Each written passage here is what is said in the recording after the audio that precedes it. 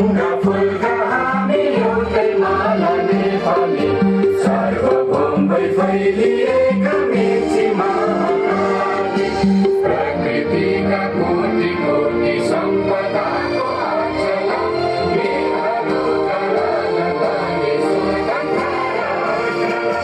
ज्ञान भूमि शान्ति भूमि तारै पहाड हिमाल अखण्ड यो प्यारो हाम्रो मातृभूमि नेपाल बहुजाति भाषा धर्म संस्कृति विशाल अग्रगामी राष्ट्र हाम्रो जय जय नेपाल। कार्यक्रममा म तीर्थलक्ष्मी महर्जन हजुरहरूलाई हार्दिक स्वागत गर्न चाहन्छु।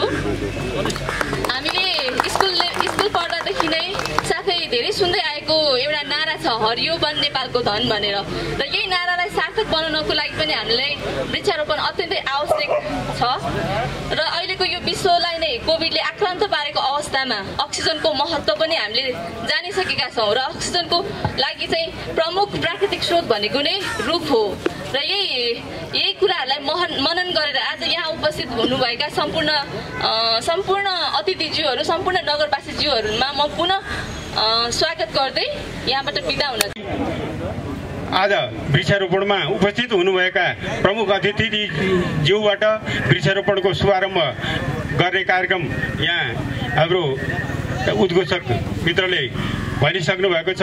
अब यो समयको अभावको कारणले गर्दाखेरि मैले यहाँहरूको समय त्यति लामो नलिइकन यहाँहरूले यो कार्यक्रमलाई सफल बनाइदिनु आउनुभएकोमा यस नगरवासीका सम्पूर्ण चाहिँ जनताहरूलाई यसै गरी उत्साहका साथ अगाडि बढ्न कुनै पनि कार्यक्रममा राष्ट्रिय स्तरका कार्यक्रम होस् या नगर स्तरका कार्यक्रम होस् जिल्ला स्तरका कार्यक्रम होस् ती कार्यक्रमहरूमा सहभागी भएर राष्ट्रलाई समुन्नत अगाडि बढाउनु कुरोमा अग्रशील रूपमा लाग्नुहुनेछ भन्ने कुरा यिनै राख्दै म यहाँका साथीहरूलाई जसरी हामीले वृक्षारोपण गर्छौँ त्यही हिसाबले यो नरुक्दासम्म हामीले त्यो हिसाबले वृक्षारोपणलाई ध्यान दिउँ। अर्को विशेष म धेरै यहाँहरूको माझ राख्न चाहन्न, प्रमुख अतिथिज्यू हुनुहुन्छ। हामीले अहिले देशव्यापी रूपमा वृक्षारोपण गर्दै सिङ्गो पृथ्वीकै वातावरण र पर्यावरणलाई जोगाउन एउटा अभियान थालिरहेको अवस्थामा यो बीचमा हाम्रो देशकै राजनीतिक वातावरण चाहिँ अत्यन्त धमिलो बनाउने, राजनीतिक वातावरणमा एउटा कालो बादलको धब्बाहरू देखिरहेको र त्यसले देशलाई एउटा अन्धकारको युगतर्फ धकेल्ने विभिन्न खालका राष्ट्रिय अन्तर्राष्ट्रिय डिजाइन भइरहेको हामीले यसबीचमै महसुस गऱ्यौँ। हामीले यसबीचमै धेरै रचनात्मक कार्यक्रमहरू अगाडि बढायौँ। देशव्यापी रहेका युवाहरूका प्रतिभाहरूको पहिचान प्रस्फुटन र उजागर गर्ने विभिन्न कार्यक्रमहरू ल्यायौँ। युवाहरूको प्रतिभाको प्रस्फुटन हामीले गराइरहँदा फेरि यही बिचमा हामीले महसुस गऱ्यौँ यहाँ लाखौँ युवाहरूको भविष्य अन्धकारतर्फ धकेलिँदै गइरहेको त्यो खालको डिजाइनका भइरहेको हामीले महसुस गऱ्यौँ। हामीले देशव्यापी रूपमा बृहत रक्तदानको अर्को अभियान सुरु गरिदिउँ। त्यसमा अहिलेसम्म कसैले नगरेको एउटा रेकर्ड नै ब्रेक गर्ने गरी राष्ट्रिय युवा सङ्घले त्यो एउटा राष्ट्रिय अन्तर्राष्ट्रिय रेकर्ड ब्रेक गर्ने गरी रक्तदानको कार्यक्रम गरिरहँदा हामीले बुझ्यौँ हाम्रो देशको जनताहरूलाई फेरि एकपटक सिरिया, सुडान, हैटी, कङ्गोका जनताहरूको जस्तो एउटा त्रासदीपूर्ण अवस्थातर्फ धकेल्ने, यो देशलाई सधैँभरि विभिन्न खालका राष्ट्रिय अन्तर्राष्ट्रिय मिसनको एउटा प्रयोगशाला बनाउने, अस्थिर एउटा राजनीतिक एउटा आन्दोलनको रणभूमि बनाउने खालका ती राष्ट्रिय अन्तर्राष्ट्रिय डिजाइनहरू भइरहेको हामीले भेट्यौँ। र हाम्रो सडक अहिले क्रान्तिकारीहरूको हातमा हुनुपर्ने, सडक चाहिँ क्रान्तिकारी युवाहरूले कब्जा गर्नुपर्ने परिस्थितिमा अहिले राष्ट्रघाती युवाहरू, राष्ट्रघाती राजनीतिक तत्त्वहरू ती विभिन्न राष्ट्रिय अन्तर्राष्ट्रिय मिसनको गोटी बन्दै सडकमा सल्बाइरहेको अवस्था हामीले देख्यौँ। त्यसले गर्दा हामीले यो विभिन्न रचनात्मक गतिविधि सँगसँगै अब त्यो किसिमको हाम्रो पुस्तालाई, हाम्रो राष्ट्रिय युवा सङ्घ नेपालका कार्यकर्ता नेताहरूको शरीरमा एक थोपा रगत बाँकी हुँदासम्म हामी यो देशलाई ती अन्तर्राष्ट्रिय तत्त्वहरूको क्रीडास्थल बन्न दिन्नौँ, ती अन्तर्राष्ट्रिय तत्त्वहरूको गोटी बन्न दिन्नौँ भन्ने एउटा दृढ सङ्कल्प गर्दै हामी सडकबाटै त्यस्ता सबै खालका तत्त्व र प्रवृत्तिहरूको खबरदारी गर्न आजदेखि हामी व्यापक रूपमा देशव्यापी रूपमा सडक आन्दोलनमा उत्रिँदैछौँ। कम्युनिस्ट आन्दोलन विभाजित भएको हुनाले समग्र कम्युनिस्ट मतदाताहरूको भोट गन्दा हामी 2/3 हुने, तर हामी विभाजित भएको हुनाले गैर कम्युनिस्ट पार्टीहरूले चुनाव जितेर जाने र गैर कम्युनिस्ट पार्टीहरूले कम्युनिस्ट पार्टीका बारेमा अनेक खालका आरोपहरू लगाउने, अनेक खालका भ्रमहरू छर्ने र ती भ्रमहरू र आरोपहरूलाई हामीले चिर्न नसक्ने। मलाई याद छ 49, 50 अथवा 46 को परिवर्तन पछाडि हामीलाई गाउँ गाउँमा काङ्ग्रेससँग नजिक रहेका साथीहरूले बुद्धिजीवीहरूले के भन्यो भने यो कम्युनिस्टहरूले बुढापाकालाई गोली हान्छ, दिदीबहिनी भन्दैन, मन्दिरलाई टोयलेट बनाइदिन्छ, यस्ता खालका अनेक आरोपहरू लगाए र हामीले त्यतिखेर जनताको बीचमा जानको निमित्त निकै कठिनाइ भयो। जब एमालेको 9 महिने सरकार बन्यो, मनमोहन अधिकारीले वृद्ध भत्ता दिनुभयो, आफ्नो गाउँ अफे बनाऊ कार्यक्रम ल्याउनु भयो, असहाय भत्ताको कार्यक्रम ल्याउनु भयो, 900 को कार्यक्रम ल्याउनु भयो, 58,000 सुकुम्बासीलाई जग्गा वितरण गर्ने जस्ता असंख्य कार्यक्रमहरू ल्याउनु भयो। त्यस पछाडि ती भ्रमका फोकाहरू सबै फुटेर गए र वास्तवमा कम्युनिस्टहरू ज्येष्ठ नागरिकहरूलाई सम्मान गर्ने पार्टी हो, कम्युनिस्टहरू असहाय महिला दिदीबहिनीहरूलाई सम्मान गर्ने पार्टी हो र कम्युनिस्टहरू तल्लो वर्ग र समुदायलाई राज्यको मूल प्रभावमा ल्याउने पार्टी हो भन्ने कुरालाई स्थापित भयो। त्यस पछाडि विभिन्न आरोह अवरोहहरू हामीले फेरि पार गर्यौं। कम्युनिस्टहरू भनेका क्रान्तिका पक्षधर हुनुपर्छ। क्रान्ति भनेको व्यक्ति हत्या हो, हत्या गर्ने, अपहरण गर्ने, लुट्ने, मान्छेलाई अनेक खालका चाहिँ दबावमा राख्ने कुरा कम्युनिस्ट आन्दोलनको एउटा क्रान्तिको हिस्सा हो भन्ने व्याख्या गर्दै माओवादी कमरेडहरूले 10 वर्ष जनयुद्ध सुरु गरे। त्यो 10 वर्ष जनयुद्धमा हामी एमालेका धेरै नेता कार्यकर्ताहरूको हत्या हुन गयो, अपहरण लुटपाटमा हामी पनि पीडित हुन गयौं। यो कुरालाई अब एउटा चरणमा पुगेपछि प्रतिरोध गर्नुपर्छ भन्ने चेतना हामीलाई आयो र वर्तमान प्रधानमन्त्री केपी शर्मा ओलीज्यूले त्यो उग्रवादको विरुद्ध, त्यो सामाजिक फाँसीवादको विरुद्ध सशक्त एउटा अभियान सुरु गर्नुभयो र राष्ट्रिय युवा संघ नेपालको तर्फबाट त्यो दौरानमा म आफू युवा संघको अध्यक्ष भएको बेलामा हामीले नेपाली जनताको हराइरहेको सामाजिक जागरणलाई फेरि जगाउने प्रयत्न गर्यौं, सामाजिक न्याय फेरि बचाउने प्रयत्न गर्यौं र जुन ढंगले सामाजिक फाँसीवादीहरूले हाम्रो समाजलाई कब्जा गरेर आक्रमण गर्ने, लुटपाट गर्ने, हत्या गर्ने र अपहरण गर्ने थिए, उनीहरूलाई हामीले गाउँ गाउँबाट टोल टोलबाट लहट्यौं। यस मानेमा राष्ट्रिय युवा संघ नेपालले एउटा सशक्त ढंगले नेपाली समाजलाई ठिक ट्र्याकमा ल्यायो। त्यो कुरामा ल्याइरहँदा हामी माथि कतिपय आक्षेपहरू, आरोपहरू पनि लगाइए, तर समयक्रममा यी सबै आक्षेपहरू र आरोपहरू सकिएका छन्, यी भ्रमहरू चिरिएका छन्। पछिल्लो बेलामा जब 9औं महाधिवेशन पछाडि कमरेड केपी शर्मा ओली पार्टीको अध्यक्ष हुनुभयो, त्यस पछाडि उहाँले एउटा उद्घोष गर्नुभयो, विगतका तिता बिटा बिर्सेर नेपालको कम्युनिस्ट आन्दोलनलाई एक ठाउँमा ल्याउनुपर्छ र हामी कम्युनिस्टहरू एक हुँदा हामी 2/3 ल्याउन सक्छौं भन्ने संकल्प उहाँले गर्नुभयो। र कमरेड प्रचण्ड, मैले धेरै ठाउँमा भन्ने गरेको छु, जंगलबाट हामीले कहिलेकाहीँ बाँदरलाई घरमा ल्याएर जतिसुकै नुहाइदिए पनि, जतिसुकै नङ्ग्रामा रेती लगाइदिए पनि एउटा मौका आएपछि त्यसले आफ्नो जंगली स्वभाव देखाइहाल्छ।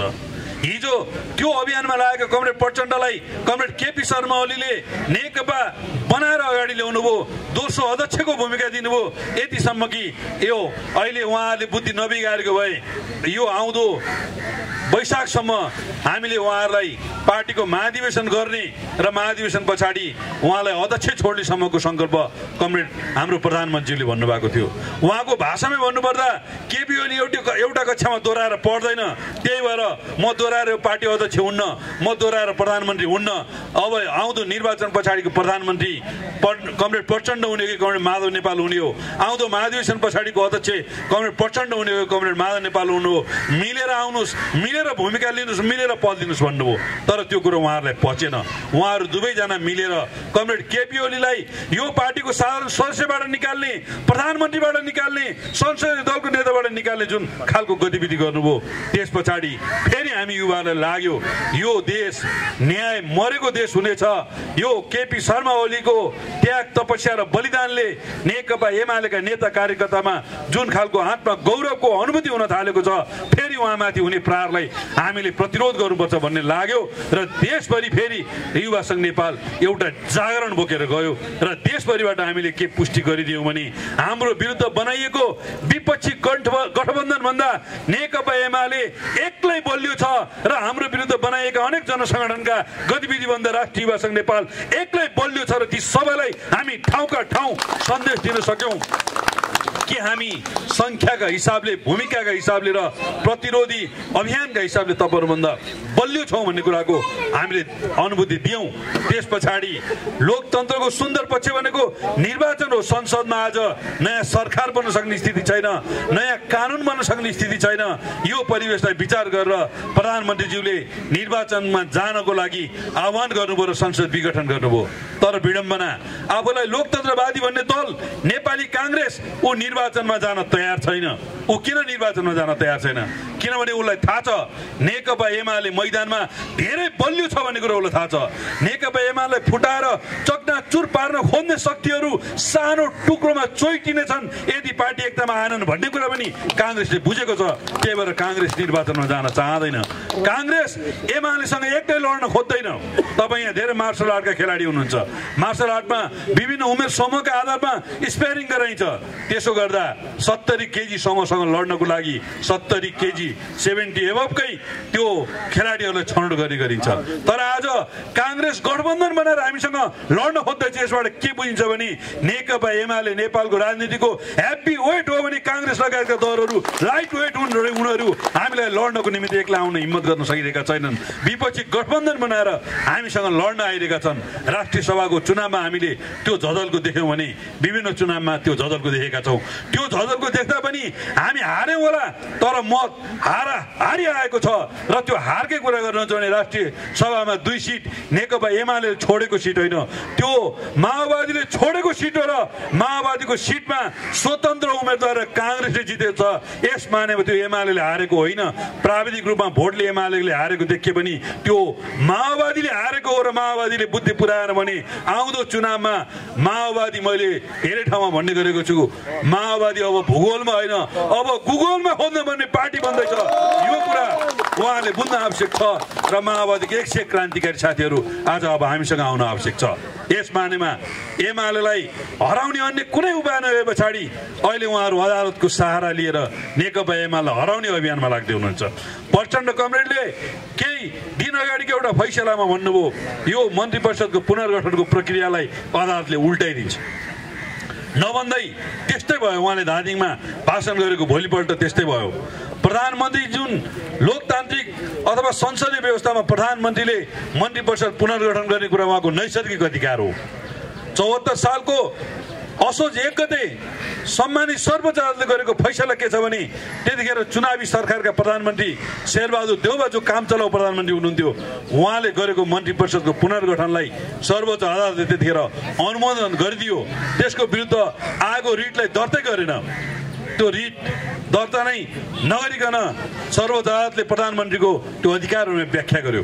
आज सर्वोच्च अदालतले प्रधानमन्त्री केपी शर्मा ओलीजीले गर्नुभएको मन्त्री परिषदको पुनर्गठनको प्रक्रियालाई अन्तरिम आदेश मार्फत खारेज गरिदिएको छ।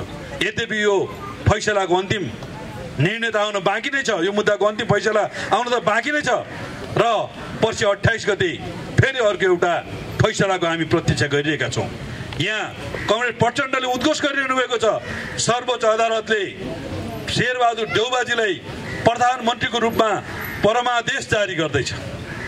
म स्पष्ट पार्न चाहन्छु संसदीय प्रणाली जो काङ्ग्रेसले धेरै लामो समय वकालत गर्यो, हामीले प्रत्यक्ष निर्वाचित प्रधानमन्त्रीको वकालत गर्यौँ शासकीय स्वरूपमा संविधान निर्माण गर्दा।